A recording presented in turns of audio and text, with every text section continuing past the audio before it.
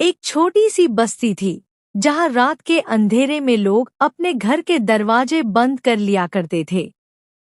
कहते हैं उस बस्ती के पास एक पुराना जंगल था और उस जंगल के अंदर एक खंडार जहां से रात के 12 बजे एक अजीब सी आवाज आती थी।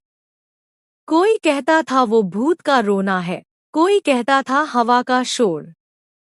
लेकिन एक लड़का रुद्रा था जो इस राज को सुलझना चाहता था। रुद्रा एक 16 साल का लड़का था जो अपने दोस्तों के साथ हंसी मजाक करता, लेकिन उसके दिल में हमेशा कुछ अलग करने की चाहत थी।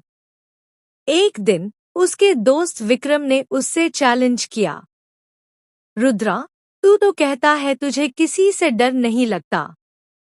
चल, आज रात 12 बजे उस खंडार में जा और वो आवाज का राज बता। ठीक है विक्रम, मैं जाऊंगा।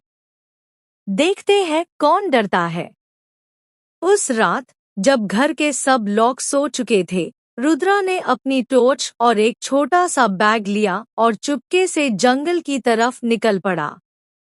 रात के सन्नाटे में सिर्फ झिंगुरों की आवाज और उसके कदमों का शोर सुनाई दे रहा था। जब रुद्रा खंडार के पास पहुंचा तो उसके दिल की धड़कन तेज हो गई। खंडार के टूट-फूट दरवाजे से अंदर झंकते ही उसने देखा एक पुरानी सी तस्वीर जमीन पर पड़ी थी।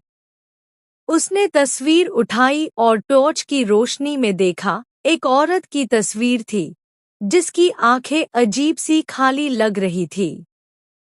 तभी एक आवाज आई, वापस चला जा। रुद्रा का दिल जोर से धड़का, लेकिन वो रुका नहीं। उसने आवाज की तरफ बढ़ना शुरू किया।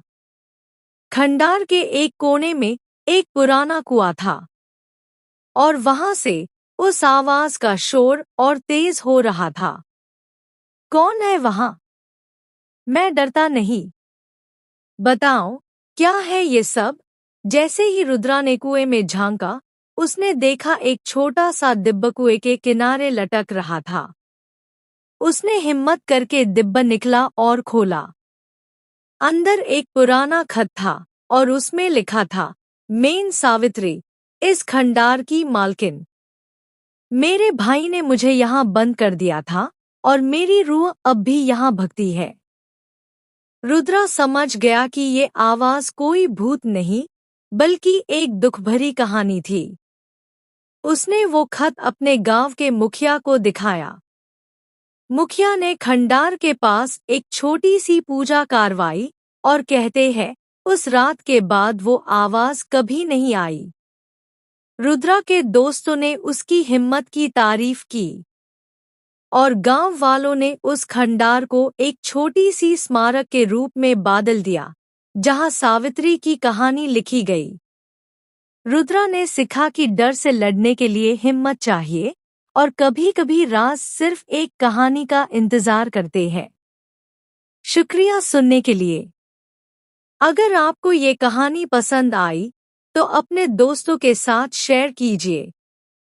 अगली बार फिर मिलेंगे एक नए राज के साथ।